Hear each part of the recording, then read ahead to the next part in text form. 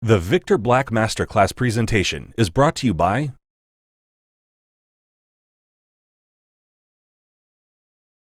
Sawadee Krap, hello and welcome to another Victor Black podcast. In today's podcast, we are going to be discussing a relatively recently published study that discusses evidence-based practices for peak week recommendations for bodybuilders. And we are joined on this show by a special guest, Dr. Guillermo Escalante. Guillermo was the lead author on this study. I think there was a total of five authors on the study. Is that correct, Guillermo? Yeah, that's correct. Yep. Okay. So we're going to open up the discussion by basically just getting you to introduce yourself, if you could, a little bit. I know that you're a bodybuilding fan, a member of the tribe, as we like to say, and obviously an academic as well, which is really interesting. I think I remember reading somewhere on your Instagram post that said that you've participated in more than 40 bodybuilding shows yourself. Is that correct? Is that number correct? That number is about right. Yes. Yeah, that's awesome. Can you just for the people that don't know who you are, can you just give us a little bit about your background, both as a competitive bodybuilder and as an academic? Yeah, absolutely. So I started bodybuilding actually after I finished college. I was a college athlete, and when I finished competing, I just needed an outlet to continue to have a purpose for lifting and for fitness. And a friend of mine actually introduced me to bodybuilding. He had been bodybuilding for a few years, and he invited me to the California State Championships, and Lee Priest was actually a guest poser there. And I remember watching the guys and the women. There weren't as many women, but Lee Priest was obviously, something incredible to see. And even the gentlemen. Do you remember what year that was? Yeah, it was in May of 2000 actually. Wow, awesome. So cool. It was 21 years ago, yeah. And I had been lifting for a long time, since I was 14 or so. So it had been several years since I had been weightlifting, but I always weightlifted mainly for performance enhancement. So to be bigger, faster, stronger, but not necessarily an emphasis on bigger. It was more to be a better football player, to be a better athlete. And at first I said, well, I'll go to this show. I had no expectations and I just wanted to see what was going on. And after I saw it, I got inspired and I said, oh, what the heck, I'll give it a go. So this was in May, and a couple of weeks later, I started dieting for my first show. I didn't have a lot of body fat then, but I basically went from skinny to really skinny, and I just got as shredded as I could because I didn't have a lot of size. And I was an all-natural competitor at that point in time, but I competed in the big boy category, meaning in the NPC. So there were definitely enhanced lifters in there. And I, of course, competed in the lightweight, bantamweight category, so the competition wasn't quite as intense. But I did fairly well for my first showing, and I had good feedback from the judges. Obviously, I needed to add more size to my frame. But after I did that show, I caught the bodybuilding bug, and I did another show probably 5-6 months later, and it was another NPC show. Same thing, I placed, I think, top 3, but there weren't a ton of competitors, or maybe 10 guys in there, in the lightweight classes. And we got to remember, these was in the days before physique and before classic physique. So it was just bodybuilding. Yeah, exactly. So I probably would have been a physique guy, to be honest, back in the day, if I had given the opportunity. But then that kind of started my passion for it. I was able to actually qualify to go to the USA Championships as a natural competitor. And at first I was very, I would say anti-drug at that point in time. I was like, very much, no, I want to do it the natural way. And then I went to the USA's as a natural competitor, and there were 50 some guys in my lightweight class, and I got my butt handed to me. And I had a moment of reflection. Of course, I wasn't ignorant of what they were. I was studying the compounds and what they did and how they worked for a couple of years then. But then I can I just interrupt you there? Can you tell me, so at that point in time, were you pursuing your academic career, or did that come as a consequence of your passion for the sport? Oh, great. Yeah, actually, by the time I finished, I was done with college. So when I started bodybuilding, I was already, I had done my bachelor's degree in athletic training. I had a minor in biology. So I had a background in biology, chemistry, organic chemistry, and physiology. So I had a background in that. I was a certified strength and conditioning specialist. Okay. I was a certified athletic trainer. But again, it was mainly geared for sports and injury prevention. Athletics. That was, more athletics. And, I knew a little bit about supplements, not a whole lot. I kind of got that knowledge as I was in the bodybuilding world. And I knew virtually nothing about drugs through my undergraduate career. That kind of came after, but it laid the foundation for understanding how to read some of these things as I would later run into and be able to research those. So I went into bodybuilding, and then that was my first try. After that, USA did a moment of reflection, and then that's when I started dabbling in some performance enhancement drugs. And so that was in, I think, 2001, 2002, and maybe 2002, I guess. And then I've been competing since. So I've moved up from through the weight classes. I've competed as heavy as a light heavyweight, but I've been most competitive as a middleweight. I've done a lot of competitions locally, even national level. So I've placed, my highest placing was second at the Junior USAs. I've also placed third at the Junior Nationals. I've done, let's see, the USAs, my highest placing at the USAs was an 8th place at the USA Championships. Well, I guess most recently I placed 7th in the lightweight class, but that was not a very not as big of a class as when I placed 8th as a middleweight. I've beaten some good guys, believe it or not.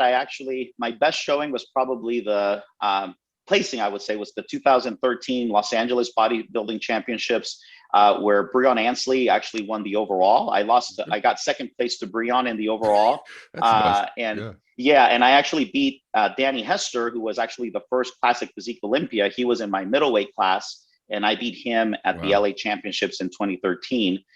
So I definitely hang my hat on that. Very proud. I showed up great that day, and it was one of my best showings. I went to the USAs a week later, and I think I placed top 12 or top 13, but I wasn't quite as sharp as I was the week before. And I still am competing. Of course, I've taken some time off. I did go back for my doctorate in 2004. Of course, during this time, I owned a gym and owned a physical therapy clinic. So it was on a part-time basis. So it took me 8 years to do my doctorate. And I did it more for me. I wasn't going to go into academia. I did it for a personal goal.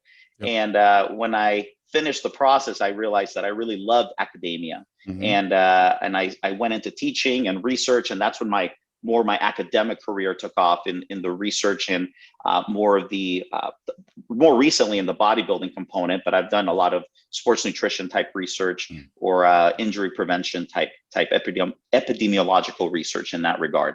Okay.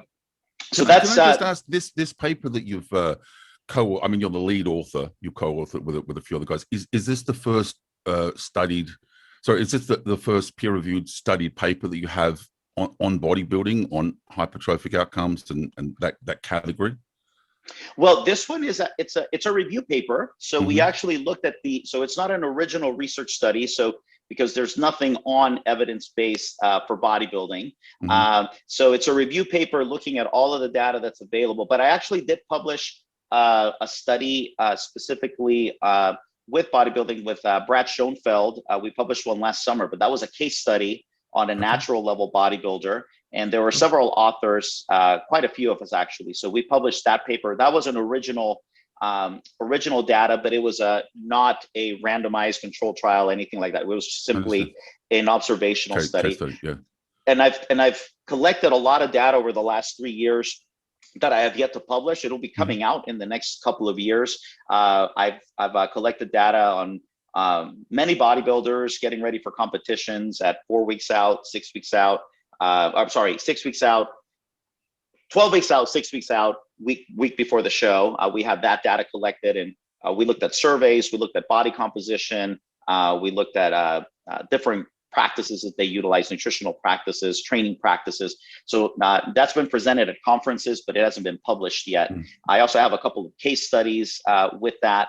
And then I have another set of data for competitors the day before competition, where we actually measured hydration status, body composition. So I have a ton of data that is yet to be out in a peer-reviewed paper yet, but it's in the works. It's coming. Maybe you can give me the reason I ask is I thought people might be interested in looking not just at this study that we're going to be discussing today, but any previous work that you have. So maybe you can point me in the right direction of those links, and I'll make sure that goes up in the notes on the call here. So yeah. Oh yeah, and actually to that effect, the National Strength and Conditioning, the Strength and Conditioning Journal, published by the National Strength and Conditioning Association, published a special issue for bodybuilding just in October of 2020. And in that particular issue, I published 3 papers. 2 I was first author, 1 I was second or third author, but 1 is specifically on body recomposition. And the other 2, one is on fasted versus fed cardio, and the other one is on implementing diet refeeds and diet breaks as a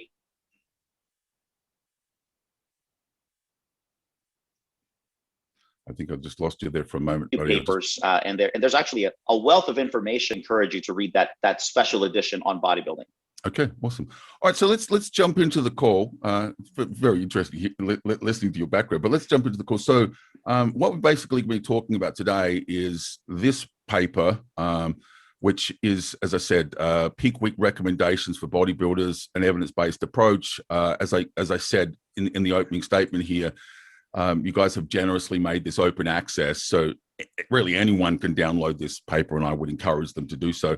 I guess what I wanted to do today was just out of curiosity, is Scott W. Stevenson the Dr. Scott Stevenson from our tribe? Is that the one of the same? We've never seen the W before. That threw me a little bit when I saw that. That's the same. That's the same Scott. And a little story, because I know you.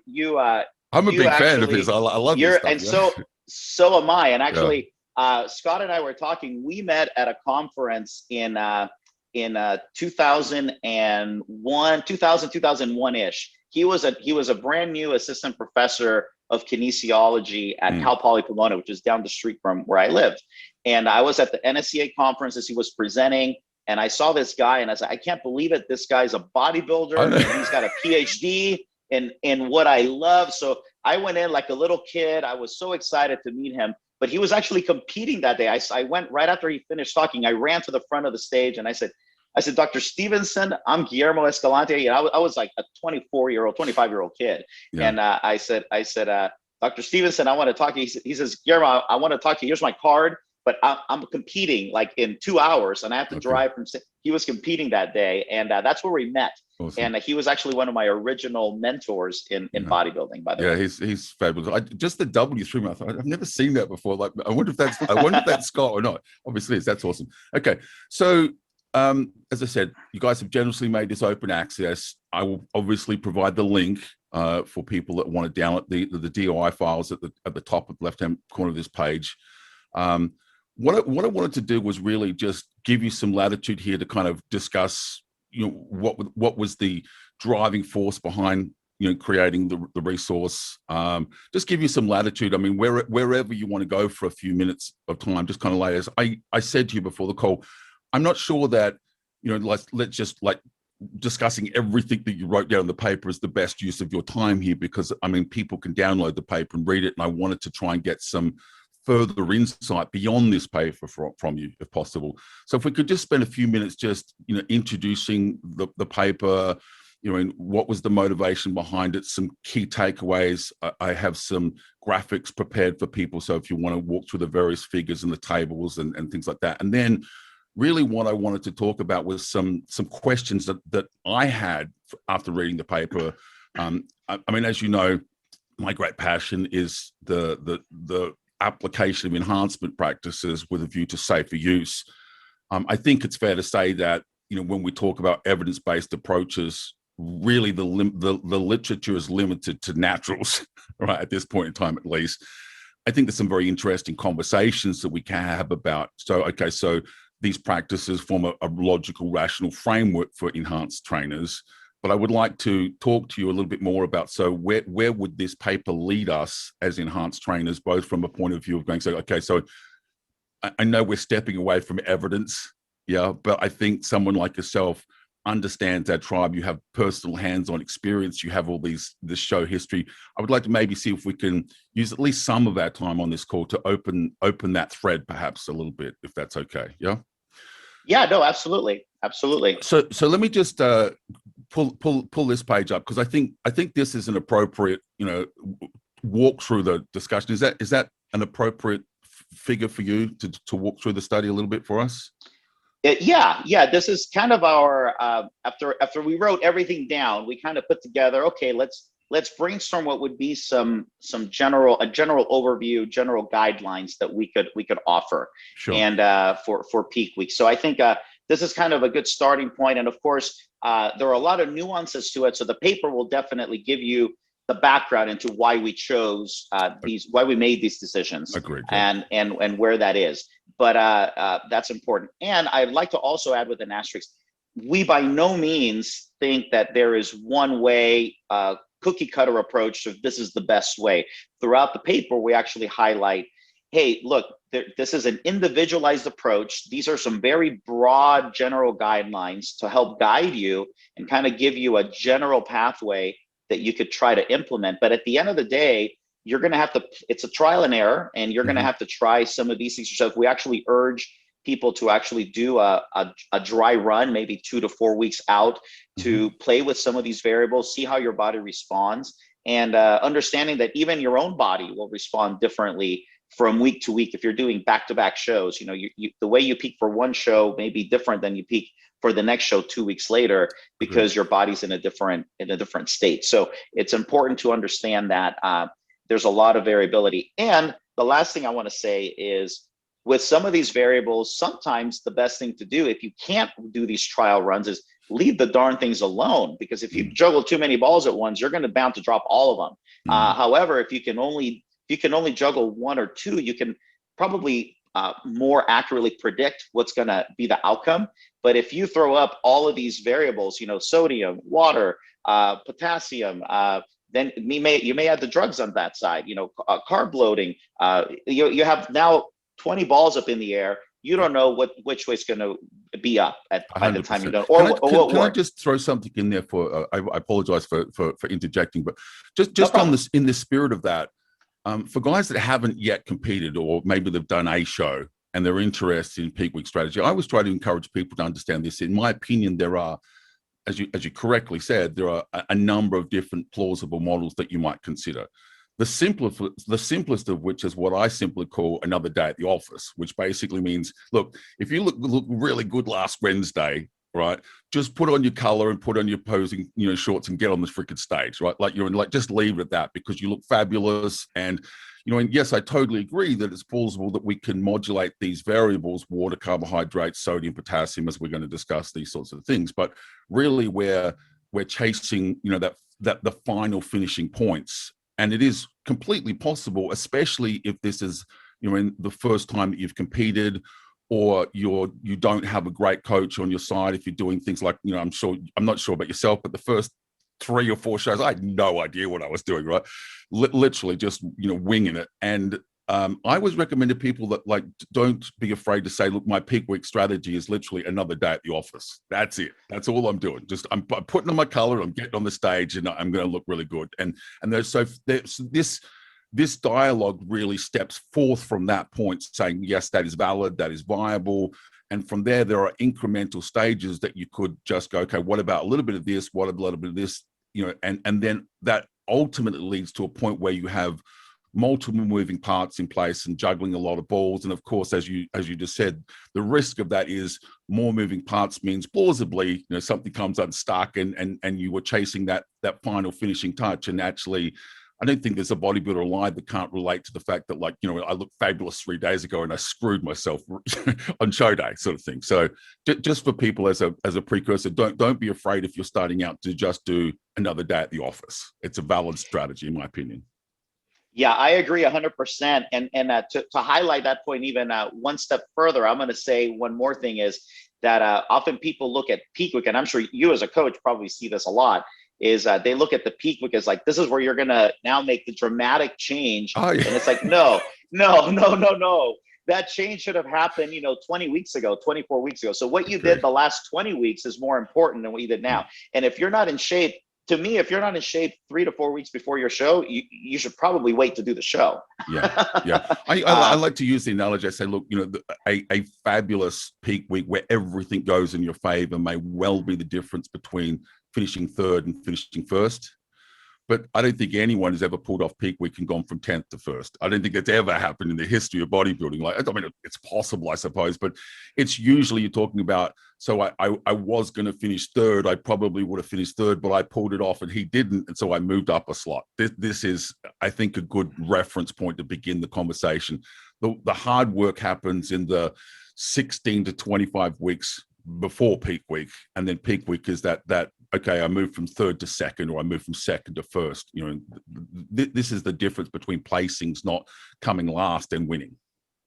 Exactly. And to add to that, the only thing where that might be the case is at the higher level shows when you're dealing with the pros and when you're dealing at the national level. Often at the regional level, the person that shows up best is typically like the guy, it's another day at the office. It's the guy who was prepared 20 weeks before and did everything right. Well, that's the Dexter Jackson argument. It's like you better be on point, because if you don't, Dexter's going to win. Yeah, exactly. So like he wins because someone else lost. Like he's just always fabulous. So yeah, it's a very interesting thing. Great. So okay, so I apologize. Let's jump into this. So I think it's fair to say, let me just roll back this thing, because I'm going to come back to this. But there was some kind of points here that I wanted to get into. I think it's fair to say that these are the primary points that were raised in the paper. I guess maybe I can just get you to pick out a few things that stand to mind, and I can bounce back and forth between this slide and the previous one if you want. But I think it's fair to say that really, at the heart of this are some key conversations about water intake, sodium, potassium, carbohydrates, fiber, protein, creatine, caffeine, diuretics, training practices, down we go. And then, as I said, on the right-hand side of the screen, I wanted to, if we can, at the end of, the later part of the call, like really start to open that conversation about, okay, so does this hold true for enhanced training? What can we speculate on? What does anecdote and experience tell us? Because we don't really have fabulous evidence. We're moving away from an evidence-based discussion into opinion, really. So let's start with these things here. So can you just walk us through? So what are we trying to do? It might sound like an overly simple thing, but I think a lot of people don't understand. What are we trying to do when we undertake peak week? What's our goal? What's our intent with undertaking a peak week strategy? Yeah. So the main components of peak week is to obviously look your absolute best on stage, to fine tune your physique to all of the work that you've already done. And obviously to fine tune your physique, we typically mean, and I'm going to use both scientific terms and bodybuilding terms, because one of my goals is also to be able to marry the evidence base to the practitioner, so that we can understand each other. And I think that's really important, because that often gets lost in translation. Obviously we want to look dry, quote unquote. So looking dry scientifically means minimizing subcutaneous water. And specifically, we really want to look at, we don't want to lose any intracellular water, but we actually want to lose the extracellular water. In particular, that's the water that's between the muscle itself and the skin. So that's one component of it there. The other component is going to be to looking full. Well, looking full is going to be a matter of basically working on increasing your intramyocellular volume. So this is everything that's inside of the muscle. Well, we know that muscle is approximately 73% water. So if you get yourself too dehydrated, and you lose some of that intracellular water, well, you're losing the fullness. So that's a big part of it. But the second component is inside of the muscle itself lives glycogen. So glycogen can very easily be stored in the muscle and the liver as well, but we're specifically talking about the muscle. And we want to maximize that glycogen storage. So the carbohydrate loading will be really important. But one thing that often gets overlooked is the intramyocellular triglycerides, because fat also lives, there's a little bit of fat within the muscle itself. So we can actually utilize that component. So this is where some of the fat loading strategy may come in. So both of those, basically the intracellular water, the the glycogen loading and the fat loading can potentially enhance your whole entire intramyocellular volume, which is going to give you that full look. So it's kind of that walking balance of, minimizing that subcutaneous water, but maximizing that fullness. And that's going to give you that best look. And then the last thing that we want to focus on, and I shouldn't say it last because they're all important, but obviously having a distended gut is not appealing to anybody. Being uncomfortable, having gas, having gastrointestinal discomfort, that's not going to feel good. It's not going to be comfortable. And having that distended belly is not going to be good. So how can we minimize any GI discomfort and any of that bloating that goes along with those things? So what kind of strategies can we do to keep your waistline as small as possible so that you're not uncomfortable when you're up on stage and you don't have that distended belly look? Okay, cool. So there are, I think it's fair to say that there have been a number of conversations that have been taking place over the last decade, really, more in the natural bodybuilding world than in the enhanced world, in my opinion, about water loading strategies, water intake recommendations, cutting water and things like that. So maybe we can just talk a little bit about that. I mean, there have been a number of very vocal advocates for not cutting water, and at the other end of the people, you have people that are very extreme in that. Can you just speak a little bit to what does the evidence currently say about water intake modulation over the last 7 days leading into a show? Actually, let's start a little bit before that. So where you actually have it says that 2 to 4 week out practice run. I understand that refers to practice run, but let's talk about, so in the 30 days leading to a show, if we said, okay, so there's 21 days and then there's 7 days, right? What would you say that the evidence says about water intake recommendations in the 21-day period and then acutely in the 7-day period? Where are we at with that in terms of evidence? No, that's a great question. And actually what we know about this is the evidence really says there's really no study that has been done specifically looking at bodybuilders and looking at this variable. All that we know when we actually read the evidence is it's all observational studies in what do bodybuilders do. So actually in the paper, we cite several studies where they've actually looked at surveys, they've asked questions to different practices that are done by the bodybuilders. What we do know is that all of these strategies that you mentioned, water loading, water depletion, a combination of both, are all very common in the bodybuilding circuits, and it's kind of all over the map. Some do this, some do that, some do both, and that's from an observational. So the only data that we have specifically for bodybuilding is observational, and we can obviously say, well, why is that? Well, because what bodybuilder that's been dieting for 20 weeks and spent all this money, time, resources, et cetera, is going to volunteer to go into a study and say, yeah, I want to be in that group or I'm going to be in that. Nobody's going to do that. Nobody's going to do that, yeah. Yeah, so studying bodybuilders is very hard. And that leaves us with the only way we can really look at it is what's being done and then maybe see what works. And maybe we can get some people to volunteer to do some of these things. And maybe they won't be able to volunteer the day before the show, but maybe they can do it maybe a few weeks before their show within these practice. Post-show strategy, yeah. Okay. Yeah. So if we set aside the hard evidence, what is your personal strategy? What is your opinion in terms of water intake? Yeah, so the water intake, and we'll talk two things here. So the way we proposed it, there has been one study that was done, but this wasn't done on bodybuilders. It was done on fighters. And when we look at the fighting literature, they actually utilized and measured what was the effect of weight loss. They even looked at some of the hormones that we're going to talk about a little bit later. But they looked at what happened to these fighters. They basically put two groups. One did a water loading strategy, and they both did a water depletion. So one group, they went for several days. One group drank 100 milliliters per kilogram of body weight, and the other group only drank 40 milliliters per kilogram of body weight for, I believe it was 3 days. And then they had a 1 day dehydration, both groups, where they only drank 15 milliliters per kilogram of water. And then they measured what was the weight loss that occurred within those. And to nobody's surprise, the group that water loaded actually lost a little bit more body weight than the group that didn't do the water loading. Sure. And they explained the physiology of that. So that's something that can work. But what was not studied in there is, well, how much of that water was intracellular versus extracellular? We don't know that.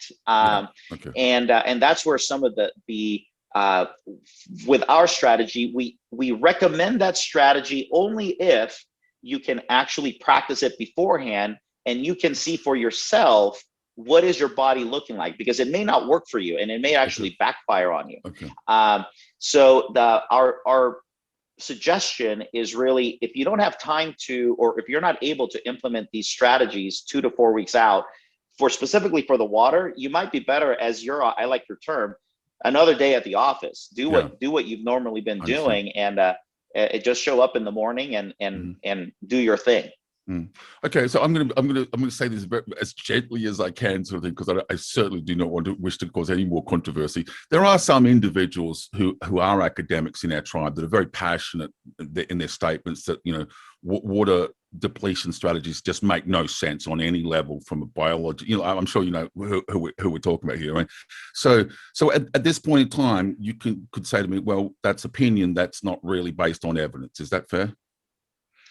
Yeah, I would say I don't think there's any evidence that we know. I mean, at least not that I'm aware of. I have not read any peer-reviewed studies to support that. So, I mean, there's definitely an opinion there. Oh, sure. Everybody's entitled to the opinion. Absolutely. Yeah. I guess what I'm saying is that, so one of the things that, if I'm very honest, sometimes people who do have credentials, when they speak, people just tend to assume, well, there must be evidence behind that statement. It's not just, well, you're entitled to opinion, but that's no different to someone else that doesn't have those academic credentials, because there's no evidence-based foundation. It's just your observations, and we're all capable of making observations regardless of our academic background, sort of thing. So, okay, that's really interesting. I wasn't aware of that.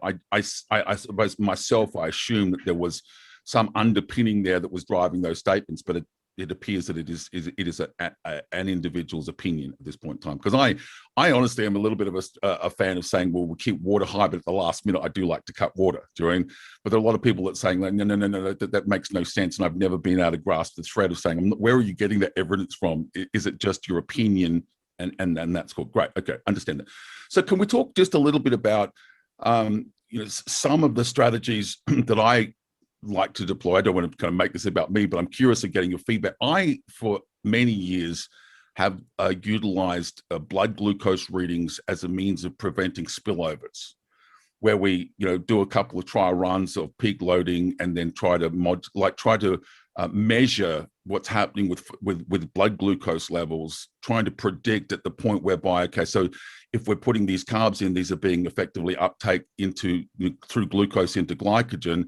But the moment you reach a point whereby basically, blood glucose levels start to rise, that would suggest maybe a saturation point for uptake. And you kind of got to stop that point, because if you keep going, you spill. I have done this many times observationally. Does that ring true to you? Do you feel that might be a valid or viable strategy, or is that something that I'm simply observing and misinterpreting what I'm seeing there? You understand the premise of, as we carb load, we look for blood glucose. We do it for multiple days. As we raise carbohydrates, typically what we see is an elevation of fasted blood glucose levels, and there's a tipping point that you get to. The spill follows almost the following day, sort of thing. So you can go up to that threshold, but no further than that. Does that, as an academic, does that make sense to you, that this is just my opinion, it's my observation, it's my hypothesis without any evidence whatsoever to support that may be a valid strategy? Does that make sense to you, using blood glucose readings as a means of preventing spills? Well, I think it'd be, potentially something worth investigating. I do see your hypothesis. I would, the first question that would come to mind is, well, would the excess intake, a person with a normal, healthy working system, in other words, they release insulin normally, the body should be able to compensate even when you're taking so much. But I don't know if we get to the point where we're consuming extra amounts of these carbohydrates, if it would remain elevated. I've never studied that, but I think it would be interesting to look at. The strategy that we recommend, and I think we discussed it a little bit, is basically looking at your body weight to kind of help guide that. Of course, that's just one of the markers. So you kind of want to look in the mirror to ultimately, see what you look like. And that's one thing that we always want to emphasize. I think a lot of us scientists, sometimes we love the objective data, and that is important. What's your body fat? Okay, great. That's one objective data point. But nobody's measuring your body fat on stage, right? So and some guys look amazing at 7% body fat, and they actually look leaner than somebody who's 3% body fat, right? Because they distribute their body fat differently. So at the end of the day is, I always kind of go at where, what does that mirror tell me, and what does that look like, and those are kind of my main points, go-to points. But that being said, we need some of this data to kind of help drive some of our decision-making process.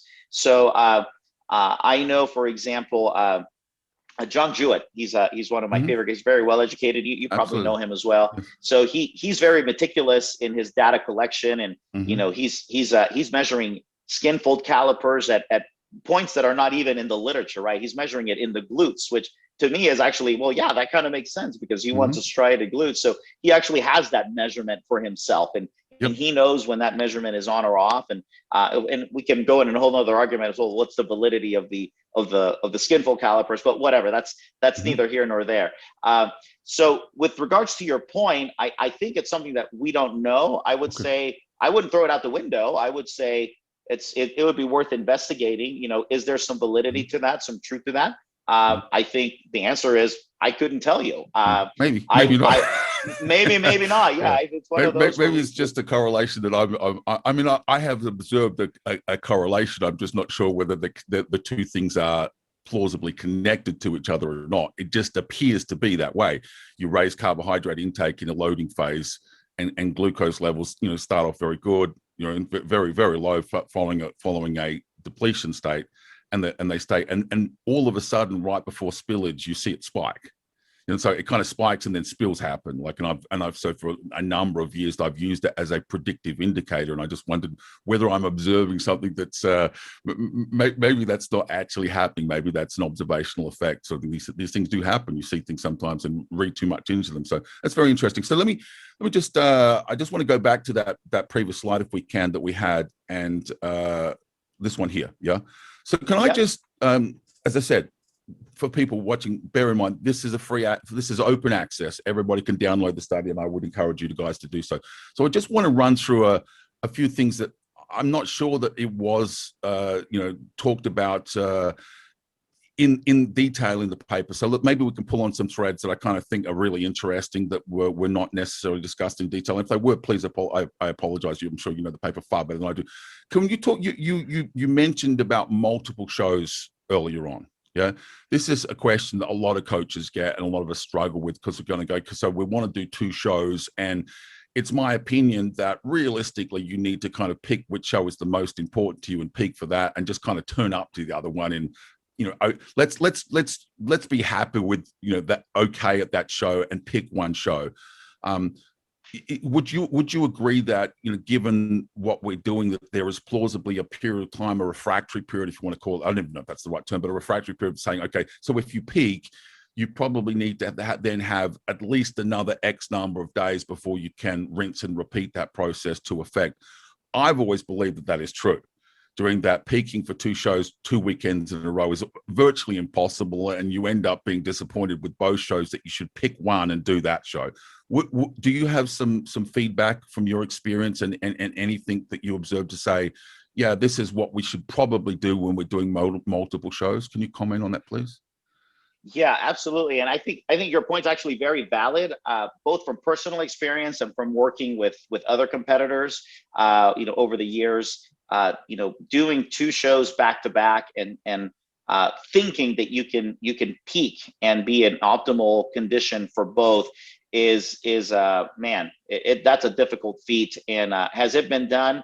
Arguably, I would say some people have shown similarly, but personally, I have never mastered it myself. And with some of the athletes, it's really difficult. I think the more sensitive approach, the the better approach, the more conservative approach is like exactly what you said, is pick one that's more important to you, and that's the one you should focus on, because you're just not going to be able to come back. And even if you repeat the same thing, that rinse and repeat, your body doesn't quite reach homeostasis. So if you peak in that first show, you're not really quite stable yet. Your body's still kind of figuring itself out to figure out what you did to it the last time. Yeah. So it's going to take some time for you to kind of go back to that baseline before you can manipulate it. I think kind of the sweet spot is usually about maybe 3 weeks ish between shows. If you do that, then you might be able to pull off a peak. I managed to pull it off a month apart, but I can't, when they're back to back, I've never managed to nail it. And I've just kind of gone, you know what, like, that's interesting. So yeah, about 1 month apart, I think you can do it. Yeah, you need a period of time to recover from the previous process. Okay, so something that you did mention in the study I thought was very interesting. This is a thread that I want to go down, is talked about the difference between plausibly, there are different practices between different classes. So I am interested. I mean, I think it's fair to say, hello, Captain Obvious, that bikini and hardcore super heavyweight bodybuilding is clearly going to be different, simply because it's a very different look. Would you agree that there is plausibly difference between like men's physique, classic, in middleweight, super heavyweight? Does skeletal muscle mass change the magnitude of impact? Does this change the practices? What is your opinion on in the different, let's just start with the male classes. Do you think the different male classes plausibly have different peaking strategies? I think that they would be fairly similar, but what would be different is if we're looking at absolute versus relative intake. And actually, if you look at our recommendations, we gave them in relative intake as relative to your body weight. Mm-hmm. So I think in terms of quantity, so the absolute quantity, for example, of let's say a Phil Heath, is going to be much different than, say, a lightweight USA champion, right? Mm-hmm. Just because Phil Heath is double the size of that lightweight champion. Mm-hmm. But in terms of the strategy, it may not be the same. If we actually broke it down to the relative intake of, say, carbohydrate or some of these other variables, then I think it might be fairly similar. Of course, looking at some inter-individual variabilities, because even if we look at our carbohydrate intake, like you can see in our carb up table here, we recommend anywhere from 4 to 12 grams per kilogram. Well, that's a big difference. Am I going to take 4 grams per kilogram, or I'm going to take 12? And I think that's where the individual variability is going to come in, and the importance of practicing what works for you. So there may be some individuals that need to take 12 grams per kilogram of body weight of carbohydrate to actually carb up, and there may be some individuals that 4 will do the trick just fine. Mm-hmm. So I think there are some differences, but I think more of those are in the relative intake. If we just focus on the relative intake, it would just be based on how the individual is responding to the intake of those particular macronutrients, if that's what we're talking about. Yeah. Okay. Awesome. All right. Let me just go back to the thing. A couple more questions, if we can go. I would like to get you just to talk briefly, if you can, about the resting and sleep strategies that you discussed in the paper. This is something that I think almost everybody watching this will be at least somewhat familiar with the premise of glycogen loading and water manipulation, sodium manipulation. These are things that are commonly talked about. I think it's the resting and sleep strategies, head down tilt, as you referred to it, and the thing is something that's not as well known. Can you talk to this a little bit? What is underpinning this strategy? How does it work? What is the mechanism of action here? Yeah, this is actually pretty interesting, and actually, we could actually thank. I can't take credit for that, because this was straight from Dr. Stevenson, who actually has been using this strategy for a while. So I will not steal his work. And I wrote a majority of the water and sodium manipulation, but this was his little add-in, because we all contributed to the paper and we all read it. But we each focused on certain sections, and then everybody kind of added their tidbits. Straight out of his Be Your Own Bodybuilding Coach playbook, that one. Yes, and the strategy is actually fairly interesting. He's been doing it for a while, actually. Yeah. And when we actually looked at some of the literature and we read it, and I read some of these studies, I said, wow, this is actually quite interesting. So that head down tilt technique is basically going down in putting your body in that, approximately 4 to 6 degrees, but you basically have to go down sloping. Where a lot of people make the mistakes is they just elevate the legs. Yeah. Elevating the legs is not going to do it. You literally have to raise your whole bed about 4 to 6 degrees, maybe 10, 12 even. And you're literally in this inclined position. Can you just repeat that? Those numbers are a little higher than I expected. Can you just repeat those numbers? How high do you need to elevate the feet of your bed? Well, typically it's 4 to 6 degrees. That's typically the amount. And then we recommend maybe even up to 12. Wow. So I think 4 to 12 is kind of the angle that we look at. So you're basically, so it's not very, very big.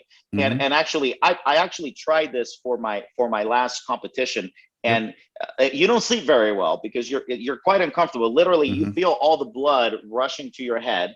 And that's kind of the point, because as that occurs, we actually are able to increase the central venous pressure. And this is going to create basically a diuretic response at this point in time.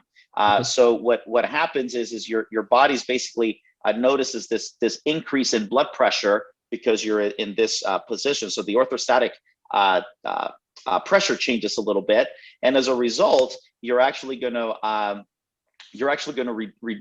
release ANP. So atrial natriuretic peptide hormone will be released, which is going to help you essentially release some of that water. Which is, it's also going to reduce the plasma renin, and it's going to essentially help you induce the diuresis here. So that's basically the way. And actually, some of the literature actually have reported as much as 1 to 1.3 kilograms of body weight loss just by going into this position. So that's actually quite significant if you think about it, for a natural method of and is that something that you're recommending for the entire peak week period, or is it just the day before the show? Yeah, I think this would be something that's more appropriate, probably just as an acute use, if that's something that you want to put. It's just, again, it's none of these are necessarily have to be used. It's just something that you have in your toolbox. It's like, hey, I might need to lose a little bit of water, so this would be a natural way to do it that may actually help in inducing some of the diuresis. Okay, understood. Okay, all right. So I would like to see if we can open up that conversation that we had at the beginning about saying, okay, so the paper's open access. People are willing to, welcome to download that. I think we touched on enough key points here that people go, yes, okay, I need to clearly get my hands on this paper and dive into it. I think it's something like 24 or 25 pages, so it's reasonably easily consumed. And congratulations, the language is for laymen like us, we can read it. Like some of these papers, it's difficult for lay people like myself to read them. So it's very easy to read for anyone that's concerned about. I struggle reading studies. This is everyday language. Everyday language. So I wanted to see if we can leave the concept of evidence-based practice behind it a little bit and start to introduce the concept of, okay, so most of my audience, most people are interested in what I have to say. Follow me, because I talk very openly and transparently about enhancement practices. I'm an enhanced bodybuilder, and as you discussed before, you have some experience here. So can we just do our best based on, and for anyone listening, understand this is opinion this is people's opinion. I really don't think we have fabulous evidence here to start piecing things together in the same way that we might in the paper that has been presented here.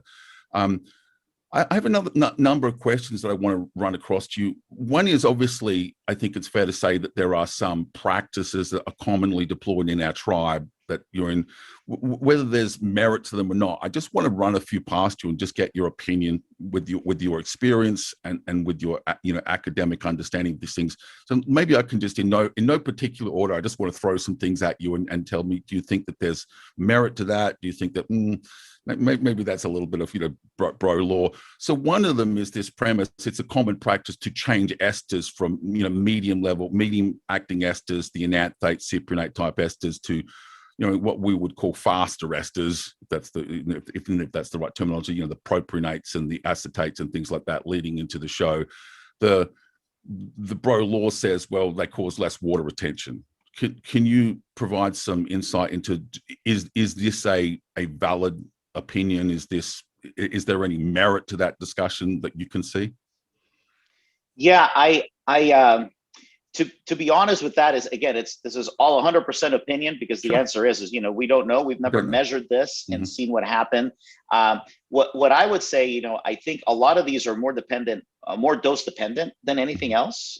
So if you're going to be retaining some sort of water, maybe just because you're maybe have a high intake, so maybe reducing some of that. That being said, if you have the ability to have a faster ester working, for example, going from an enanthate, testosterone enanthate to a testosterone propionate, for example, well, that one's going to stay in the system longer than the other. So as a result, you may be able to manipulate what you're doing with more accuracy if you have something that's shorter acting. So therefore, if you know something is going to be only in your system for 2 or 3 days, will hit its peak and then it's out, versus something that's going to be in your system for a little longer, then that may be a viable strategy. But realistically, I think if your dosage is correct, you might not need to mess with it much. But that's definitely something that's oh, go ahead. Sorry. So maybe I can just throw my opinion at you, and you can kind of go, like, you're freaking mad or whatever. I'm as interested in this learning as anyone. I am of the opinion that esterized hormones are not substrate for aromatase activity until the ester is cleaved. I think that we have some evidence to support that, and I've kind of presented that on my Instagram page. And so therefore my philosophy says, well, if that is true, if that holds true, if the studies that we have that show that various testosterone esters are not substrate to aromatase activity until they are cleaved, they are effectively inert, then what possible rationale can there be behind basically variation of esters beyond in an acute pharmacokinetics profile? Yes, I agree. But once you reach peak dosage, if you're doing high frequency administration, esterized hormones are not substrate for aromatase activity. This cannot make any sense. To me, it just doesn't make any rational sense. The only rational sense would be okay, so once the ester is cleaved, testosterone is testosterone, masteron is masteron. Does the cleaved ester plausibly cause any then consequence downstream? Do you understand what I mean by that? Right. Yeah, I think that's an interesting question, and I think it comes down to what's the potential quantity that's in the system. Sure. I think that will be, because it will aromatize. I think once you reach a certain threshold, I would assume. So that would be my opinion. Okay, cool. All right, so growth hormone is something that also we would associate with change in behavior. Typically going to a show, many guys will lower the dose of growth hormone in the 2 weeks or so before the show in an effort to offset the potential water retentive effect of this compound. I'm very outspoken about my opinions about water retention. In my opinion, it is the renin, aldosterone, angiotensin system that is causative to most water retentive issues. I completely agree that estrogen plays a role, but estrogen acts through that system. So if we can suppress that system, then the implications of elevated estrogen are far less impactful. I, however, do believe that there is a place for aromatase inhibitors and SERMs in the final couple of weeks, because we're trying to squeeze everything we can down as tight as possible. So I would say, look, let's put our anti-estrogens and SERMs aside, and let's deal with aldosterone and let's deal with angiotensin 2, principally on a day-to-day basis for water retentive discussions, understanding that sex hormones like testosterone and growth hormone and estrogen and all these things, their water retentive action is via the angiotensin 2 and aldosterone. So let's address the problem rather than the stimulatory impact there. But I would say, yeah, I wheel those drugs out in the last couple of weeks, trying to close all the doors, as it were, and it does seem to cause effect. So my question here is this, and that is, why what is your opinion in terms of estrogen modulation strategies? What do you do on a daily basis for water modulation, not just walk around, yeah? And what do you do leading into a show? Are you following that same model where you're kind of like introducing those things at the last minute? Can you just talk to so what is your historical behavior use in terms of water modulation strategies, or water retention strategies, I should say, consequential to the introduction of these compounds? Yeah, well, personally, in the past, I've been, I've tried to modulate the estrogen, so I have used, for example, a different type of estrogen type of blockers, and that's basically what I have used. But actually, to be honest, you have actually put a lot of things up on the board recently, and in reading some of your content, it's actually made me kind of question. It's like, hey, should we be doing some of these things differently? And I've actually appreciated a lot of your content, because you've actually brought a lot of things to light, and it actually it does make sense. Are we chasing the wrong thing? And that may actually be something that we're looking at. So I do think you hit it on the nose, that the angiotensin II suppression, which is of course related to the dosages I was talking about, even if it doesn't, whether it doesn't aromatize or not. I mean, if you don't hit that threshold, right, you're not going to have a problem with the angiotensin II. But if you have your a super physiological intake, then that's going to definitely impact that. So that's going to be something that I'm interested in doing. So, but in the past, to answer your question, I have utilized things such as Arimidex, for example, to help modulate the estrogen. Has it worked? Well, yeah. I mean, I would say that I've there have been several shows. If I've done my homework right and I've shown up, it's like I've shown up hard and full, and that's been my method. Used in the past, but it doesn't mean that it's necessarily the best, or that I wouldn't necessarily change it. I would be open to looking at some of these other strategies to see, what if is there a better alternative?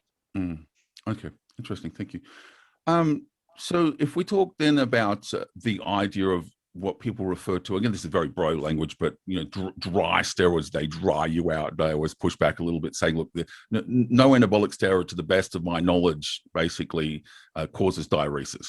I'm unaware of a discussion that makes sense. So I would say there is no steroid that dries you out, because there is no steroid that directly causes diuresis. Would you agree with that statement? Yeah, I agree 100%.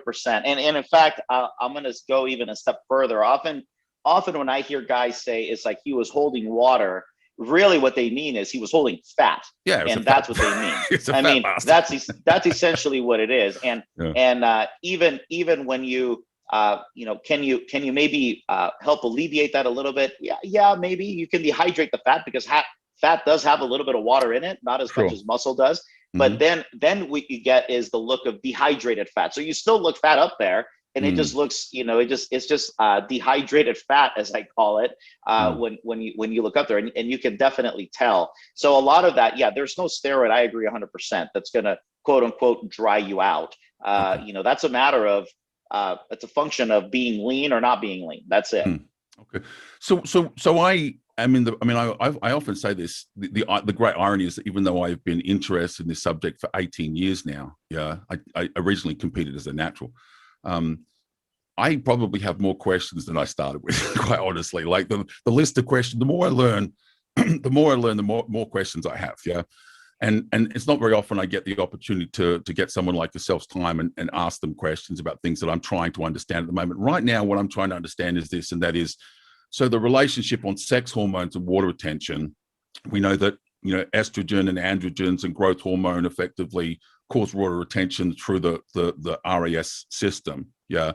The interesting thing to me, though, is the relationship with progesterone in that discussion. So the progesterone tends to have the opposite effect. It has a somewhat diuretic effect, is my understanding. And so I'm curious your thoughts about plausibly any androgens that may have a relationship with the progesterone receptor that might have a mechanism via that pathway.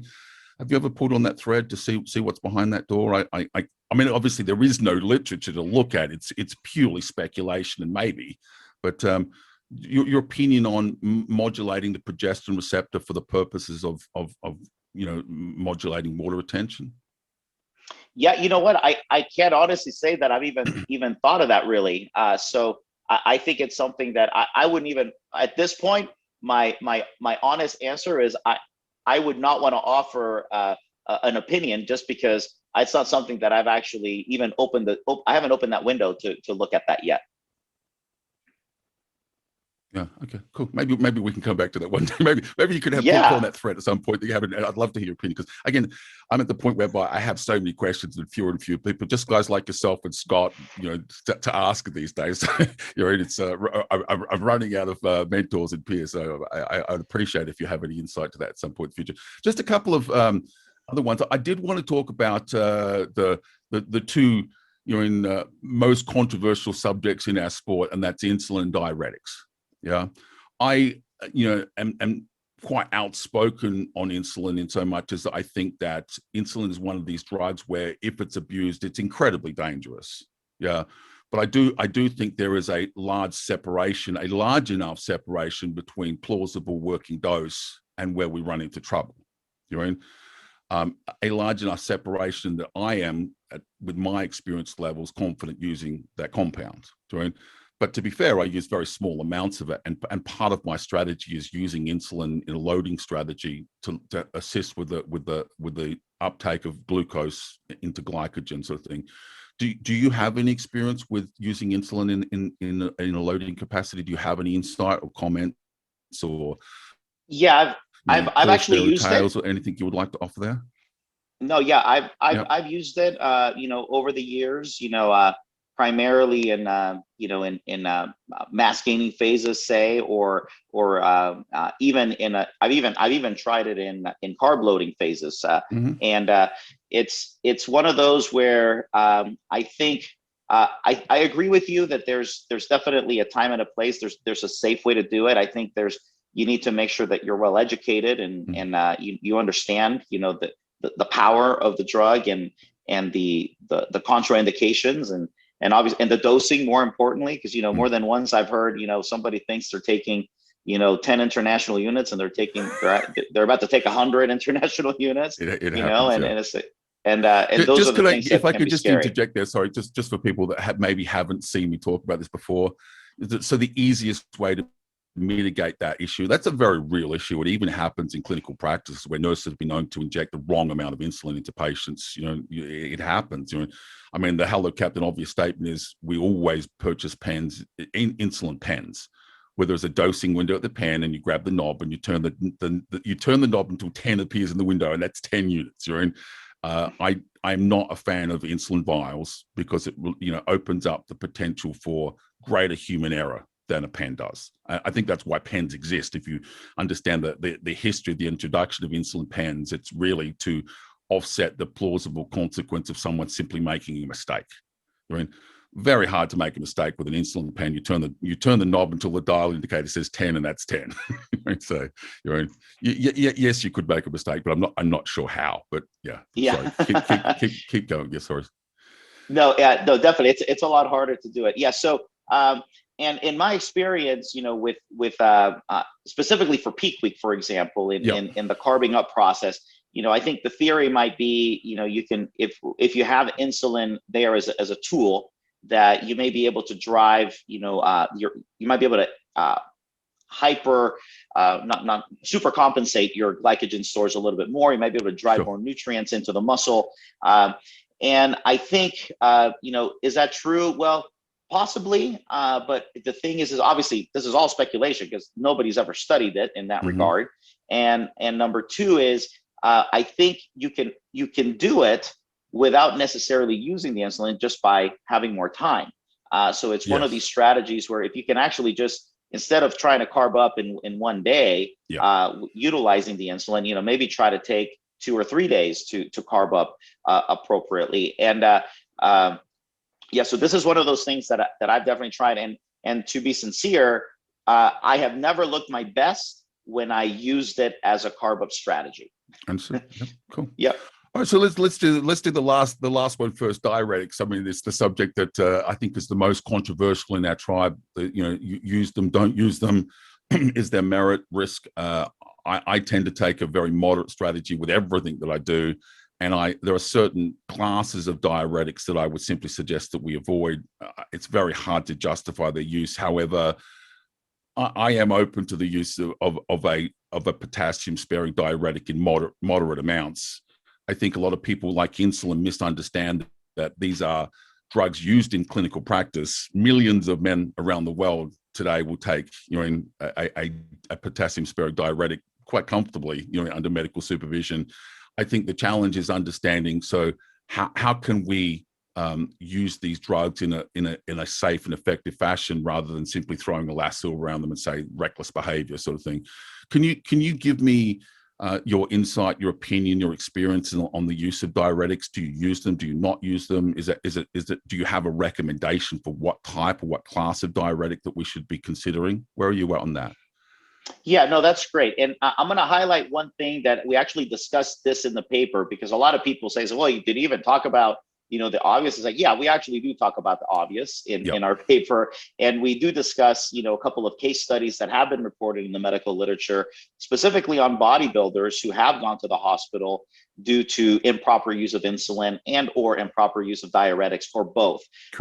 And they are life-threatening. Look, these two bodybuilders, did make it. However, I did provide medical coverage for some bodybuilding events, and sometimes people don't make it, and that's actually scary. Luckily, it didn't happen in the venue. It was something that we heard happen in a hotel room before they even checked in. Yep. But when you hear the different strategies that they may be trying to do, well, it makes sense, and they're using potentially very aggressive types of these diuretics, sometimes even injectable or even IV type Lasix, for example, which is just crazy. And some of the things that you hear, and it's not something that happens often, but it does happen, and that's where I see some of the mishaps. And then the other thing that I see is, these people you mentioned injectable Lasix. Do you have if you would divide classes up and say, look, I personally am anti-injectable Lasix. I don't see the reason to go there. I really don't. Yeah. But I am not opposed to the use of a potassium sparing diuretic. Do you have a recommendation? Do you have a strategy that you've used yourself that you can comment on? If it's not a recommendation, what have you used before and you're comfortable using yourself? Yeah. And water manipulation is one of those things where, again, sometimes it's better, like you said, not to do anything, just show up, which would include just not using a diuretic. To be honest, I would say that probably I've had experiences with both from a personal experience. So this is not a recommendation; it's what I have personally done. Sure. And I have shown up to some contests not manipulating water, and another day at the office with basically just a water loading, very similar to what we discussed in the paper. And then one day of water depletion, and then showed up the next day, looked great. But other than that, nothing else was done.